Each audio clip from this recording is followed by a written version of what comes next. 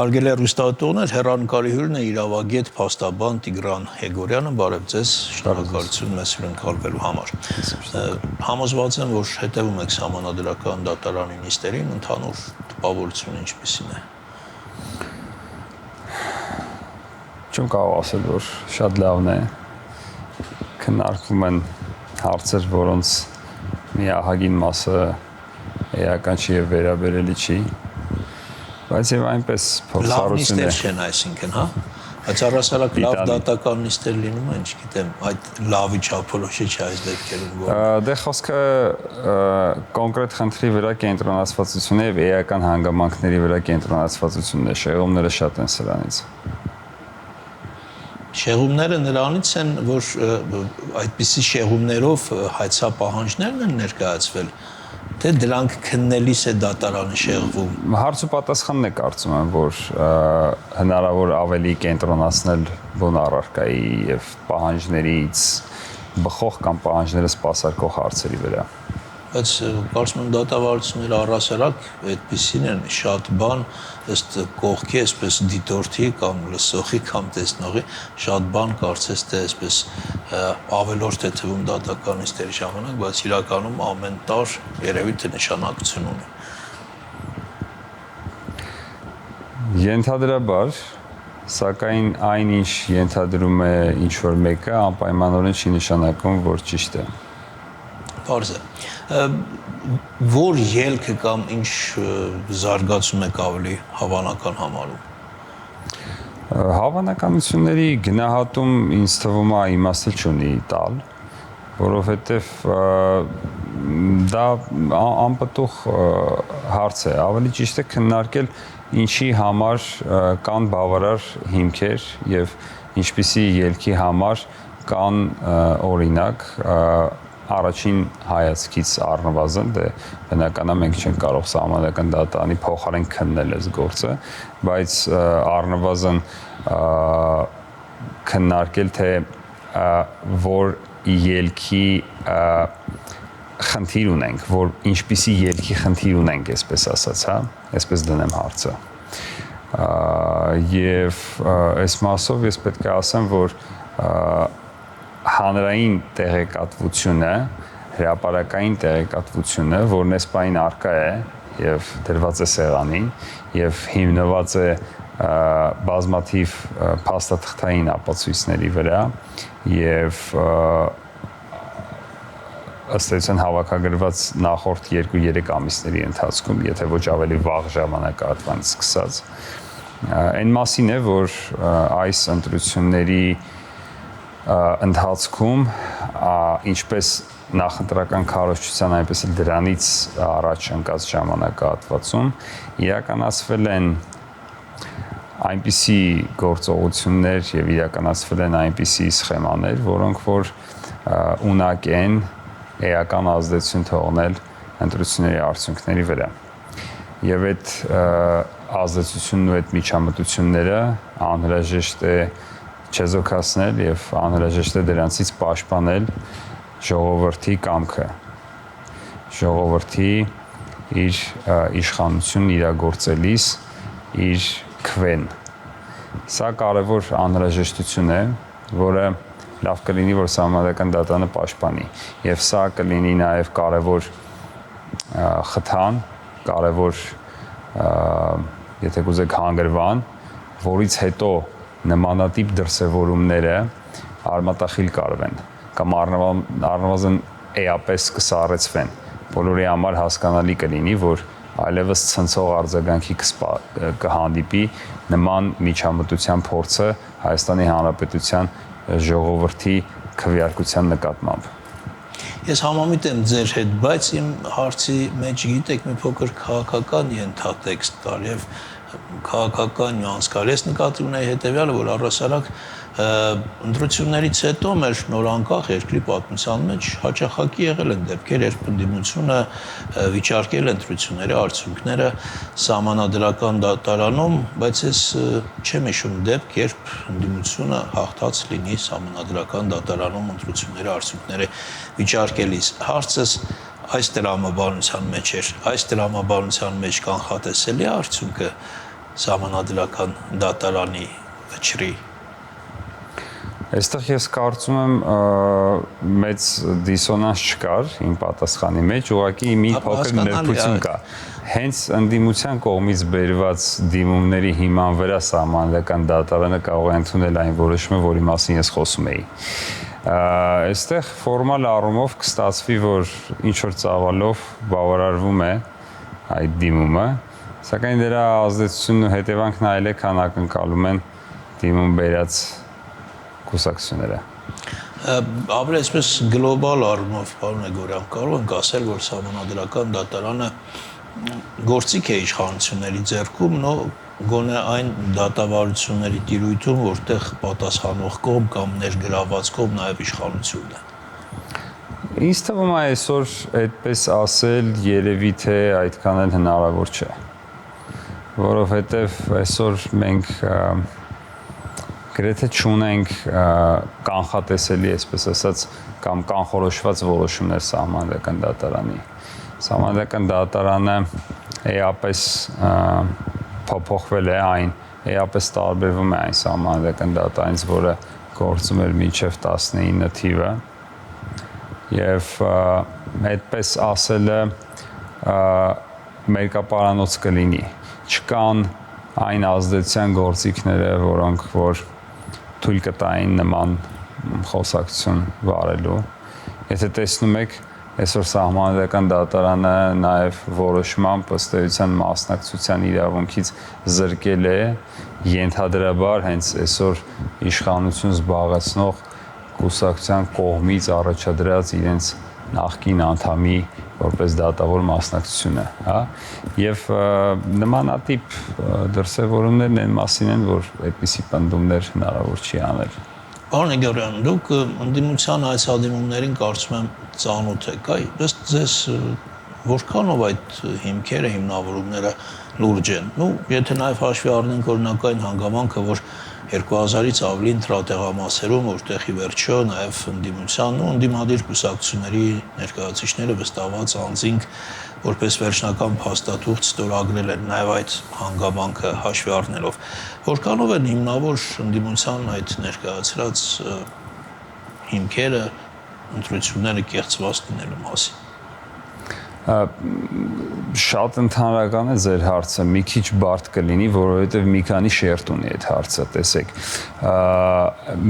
մի շերտը օրինակ առանձին տեղային տեսանկյունից քննարկել այս հարցը,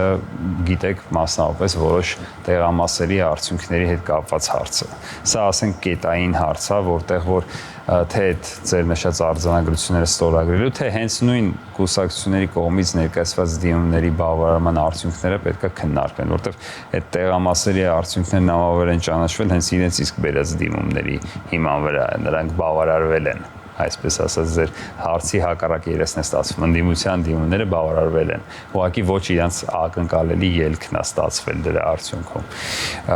Մեկ այլ հարց է, որ տեղամասերում ստորագրված փաստաթղթերից չի, որ կախված է ընտրությունների ընթացքում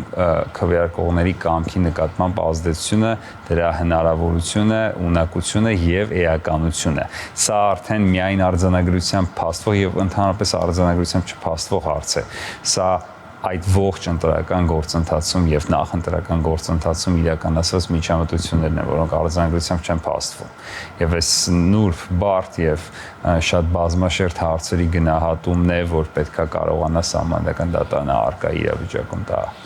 Պարոն Եգորյան, կարծում եք, որ դատական process ՍԴ-ում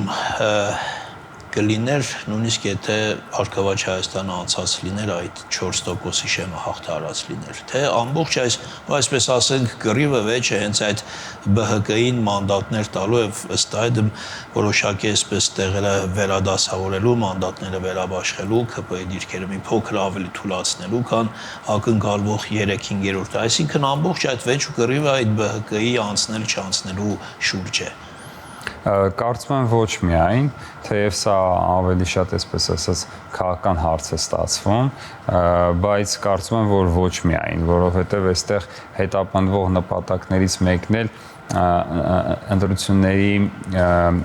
օրինակարգության լեգիտիմության նկատմամբ ստվեր նետելն է, լեգիտիմությունը հարցականի տակ դնելն է եւ քանի որ նաեւ այս բարդ գործընթացը, այս բարդ գործընթացի մեջ բազմաթիվ բաղադրիչներ այդքան էլ հասկանալի չեն օրինակ միջին ստատիստիկ մարդուն եւ շատ մեծ դաշտ է ստեղծվում մանիպուլացնելու։ Հետեւաբար օրինակ A բովանդակությամբ եւ հարցերի մասին դիմումը եւ դրա կապակցությամբ կայացված որոշումը կարելի կլինի վաղը մյուս օր տարբեր հարթակներում ներկայացնել, մեկնաբանել այնպես ինչպես ցանկանաս, որտեղ շատերը չեն գնալու եւ ուսումնասիրելու եւ հասկանալու ինչքանով է ճիշտ քո խոսքը։ Հետեւաբար ստեղ կա նաեւ քաղաքական կարծում եմ բաղադրիչ, որի նպատակն է արդյունավետորեն մանիպուլացնել իրավիճակը։ Պարոն Եգորյան, ինչ կասեք ընտրակաշառքի մասին, տեսեք իշխանությունները պնդում են, որ ընտրակաշառքը այս անգամ աննախադեպ էր եւ իր ծավալով եւ այդ տրվող գումարների չափով եւ ռեալիզացման ինչ-որ ձևերով, մեխանիզմներով եւ ընդդիմությունը կամ առնվազն ընդդիմադիր որոշ ուժեր ասում են, որ այդ գործերը բոլոր շինցու գործեր են, ամենայն դեպս դեռ մինչեւ հիմա մենք վերջնական դատական որոշում, դատական ակտ չունենք եւ քանի դեռ չունենք, նաեւ անմեղության կանխավարկածը չխախտելով չեն կարող ասել, որ մեծ տեղ է ունեցել ընտրակաշառքը։ Էլի շատ կարևոր է այս հարցը մաքսիմալ պարզ ընկալել։ Ուրեմն կապ չունեն այդ գործերով մեղադրական դատական ակտերը։ Միայն այդ պարագայում չէ, որ եւ ընդհանրապես այդ պարագայում չէ, որ ընտրական իրավունքի տեսանկյունից եւ ընտրական իրավունքի վերաբերյալ վեճի շրջանակում պետքա քննարկվի հարցը։ Ընդհակառակը, քրեաիրավական ընթացակարգով քննվող գործը ոչ մի նշանակություն չունի այստեղ թե ինչ ելքով կպսակվի, որովհետեւ այն նախ քննվելու է երկար տարիներ։ Այն լինելու է միայն մեկ կամ մի քանի անձանց վերաբերյալ։ Քրեական արդարադատության նպատակն այն չէ պարզել, թե օրինակ քաղաքական որ կուսակցությունը ստացավ սրանից շահ կամ օրինակ քաղաքական որ կուսակցության կողմից այսպես հովանավորվող անձներ կատարել այս կամ այն հանցագործություն, եթե իհարկե խոսքը կազմակերպման մասին չի։ Հետևաբար այս գործիքները իրանք պիտանի են քրեական արդարադատության տեսանկյունից, բայց ոչ պիտանի են ընտրական իրավունքի պաշտպանության տեսանկյունից։ Եվ հետևաբար հենց այս պատճառով սահմանադիրն ու օրենսդիրը եւ ոչ միայն Հայաստանի Հանրապետության պատկերացրել կան, հագրեթե ամբողջ աշխարհում մշակել է մեկ այլ մեխանիզմ, այլ ստանդարտներ, որոնցով պետք է կշռվի եւ պետք է պահպանվի ընտրական իրավունքը, կամքի անխոցելիությունը քաղաքացու։ Այստեղ չի գործում հաստատված փաստի գործիքը, այստեղ գործում է ազդելու ունակության թեստը, ունակության, ոչ թե ազդելու։ Եվ հենց այդ ազդելու ունակությունից է պաշտպանվում ժողովրդի կամքը, ոչ թե արդեն ազդեցությունից, սա արդեն հանցագործություն է, այլ ազդելու ունակությունից։ Պարոն Եգորյան, ես ընտրական ու հետընտրական շրջանում շատ քննարկված, քննադատված թեմաներից ձեզ, այսպես ասենք պոպուլյար նաև շատ դարձած թեմաներից ձեզ հարցեր կուղեմ, օրինակ իրավական տեսանկյունից որքանով էր ճիշտ, որ ընտրությունների գիշերը վարչապետը ժամը 2-ին դեռ 90% ընտրատեղամասերում ձայների հաշվարկի ընթացքի մեջ է, դեռ արդյունքները շատ քիչ են ցավալի առումով, վարչապետը հայտարարում է, որ քաղաքացիական պայմանագիրը հաղթել է։ Եթե թույլ կտաք, ես ուղղակի մի լրացում նախորդ պատասխանից անեմ, տեսեք սահմանությամբ սահմանված միակ հանցագործությունը ժողովրդի իշխանության յուրացումն է։ Եվ եթե մենք խոսում ենք այս կաշառքների եւ այլնի ազդեցության արդյունքում ժողովրդի կամքի իշխանության փոփոխություն, սա արդեն ավարտված հանցագործություն է, բայց ընտրական վեճի շրջանակում մենք դրա մասին չենք խոսում, մենք դրա կանխման մասին ենք խոսում, ունակության։ Գալով ձեր հարցին, նայեք, ընդհանրապես մենք սա նուրբ հարցեր են, պետքա կարող եւ բարդ հարցեր են, պետքա կարողանանք այդ տարանջատումներն անենք եւ շատ տեղեր էլ համակերպվենք նրա հետ, որ միշտ ընտրապայքարում եւ դա էլի միայն Հայաստանում չէ, ամբողջ աշխարհում է այդպես։ Ընտրապայքարին մասնակցող այդ պահին իշխանություն զբաղեցնող ուժը այնուամենայնիվ շարունակում է իրականացնել իր պետաիշխանական լիազորությունները, որովհետև պետությունը չի կարող կանգ առնել, հա, իր գործունեությունը կանգնեցնել ընտրական process-ում։ Եվ հետևաբար շատ հարցերում այսպիսի երկակի ընկալում է ձևավորվում։ Հիմա այդ մի դրվագը նորմալ քաղաքական իրադարձություն է, ասենք, քաղաքական հաշվարկ, որը կարա սխալ լինի, կարա ճիշտ լինի, կարա քաղաքական հետևանք առաջացնի, քաղաքական պատասխանություն առաջացնի, բայց դա պետաիշխանական լիազորության գործադրում չի, որ մենք ասենք, վարչապետը սենց բան ասեց, չգիտեմ, ընդեղ էլ տեղի ունեցավ այսենց 788,000 քվեարկության արդյունքների փոփոխ չէ, կամ այնպես չի, որ հայտարարեց ու օրինակ տեղի ունեցավ, ասենք օրինակ ոչ թե այս անգամ մարտի 1-ը, այլ հունիսի 8-ը, չէ, այսինքն սրանք քաղաքական բովանդակության ոչ այդքան էական ինչ-որ հայտարարություններ են, որոնք ինչ ազդեցություն են թողում։ Եվ այսպես բուրըն էլի քննարկումների թեմա դարձած մի հարց էլ, տեսեք ազգային ժողովում հիմա օրինագիծ է մշակվում, արդեն շրջանառության մեջ է դրվել, որով ըստ էության սահմանափակվում են այն քաղաքացիների ընտրական իրավունքները, որոնք Հայաստանի քաղաքացիներ են հանդիսանում, բայց Հայաստանում չեն ապրում կամ առնվազն տևական ժամանակ Հայաստանում չեն ապրում։ Մի կողմից կարելի ասել, որ նրանք եթե չեն ապրում այս երկրում, իրավունք էլ չունեն ապրողների ճակատագիրը որոշելու, մյուս կողմից հանդիսանում են ի վերջո Հայաստանի քաղաքացիներ եւ գուցե ինչ-որ ժամանակ վերադառնալու են իրենց երկիր։ Մարդու իրավունքների խախտման տեսանկյունից սա խնդիր է այսպիսի օրինագիծ ունենալը։ Չէ, ինչ խնդիր է։ Տեսեք, մենք պետք է հասկանանք, շատ քիչ իրավունքներ կան, որոնք բացարձակ են։ Նույնիսկ կյանքի իրավունքը բացարձակ չի։ Հիմա ընտրելու իրավունքը իր համապատասխան նպատակներն ու կանոնակարգումները պետք է ունենա։ Որն է նպատակը, որպեսզի Հայաստանում չապրող քաղաքացին, ասենք, տարիներ չապրող, տասնամյակներ չապրող, հա, Հայաստանում հարկեր չվճարող, Հայաստանում տեղի ունեցող իրադարձությունների արդյունքները չկրող, ազդեցությունը չկրող մեկը գա եւ իմ ու ձեր քվեն փոփոխի։ Եվ նույն օրը հետ վերադառնա այնտեղ, որտեղ մշտապես բնակվում։ Հետևաբար պետք է հասկանանք նպատակը եւ գոնե պետք է նվազագույն ծավալի, այսպես ասած, պատասխանատվություն լինի այդ արտահայտված կարծիքի քվեի տակ։ Եվ այս փոփոխությունը ոչ մի խնդիր չի առաջացնում մարդու իրավունքի հետ։ Հայաստանյան քաղաքացին կրկին շարունակում է ունենալ ընտրելու իրավունք, բայց որոշակի պայմաններով նա պետք է գոնե որոշ ժամանակ ապրի Հայաստանի Հանրապետությունում, որ իր քվեն լինի ավելի տեղեկացված, ոչ թե ազդեցության հետևանք, թե կաշառքի ազդեցության, թե այն իր շահերի կենտրոն հանդիսացող երկրում այլ ազդեցություններով պայմանավորված, սա է խնդիրը։ Չէ՞ որ մենք պետք է մեր ապագան որոշելու հարցը վստահենք նաև այն մարդկանց, ովքեր ապրելու են այս ներկայով եւ ապագայով, կամ գոնե մի որոշ ժամանակ։ Շնորհակալություն հետաքրքիր զրույցի համար, այսքանը հարգելի հեռուստատուներ, մեր հյուրը իրավագետ փաստաբան Տիգրան Եգորյանն էր։